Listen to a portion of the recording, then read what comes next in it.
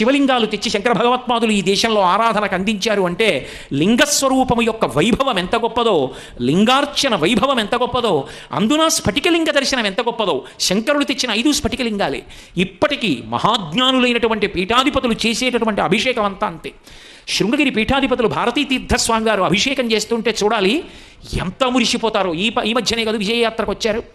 ఆసనం ఇలా వేసి కూర్చున్నారంటే మోకాలు ఇలా కదపరు, అలాగే కూర్చుని అంత జాగ్రత్తగా అభిషేకం చేసి తెల్లటి బట్ట తీసి, అప్పుడే పుట్టిన పసిపిల్లాడికి ఏదో ఓ 20 రోజులు అయిన తర్వాత అమ్మమ్మ స్నానం చేయించేటప్పుడు తన తొడల మీద బోర్లా పడుకోబెట్టి వీపు మీద పసుపు రాసి పరమ సౌకుమార్యంగా నీళ్లు పోసి ఎలా తలరుద్దుతుందో అంత జాగ్రత్తగా తెల్లబట్ట పెట్టి తుడుస్తూ వేదం చదువుతున్న విద్వాంసుల వంక చూస్తూ చిరునవ్వులు చిందిస్తూ పరమ పారవస్యాన్ని పొందుతూ శివలింగాన్ని తుడిచి ఆ గంధపు ముద్ద తీసి దాని మీద పెట్టి మెల్లగా అద్ది దాని మీద కవచం పెట్టి 2 పువ్వులు పెట్టి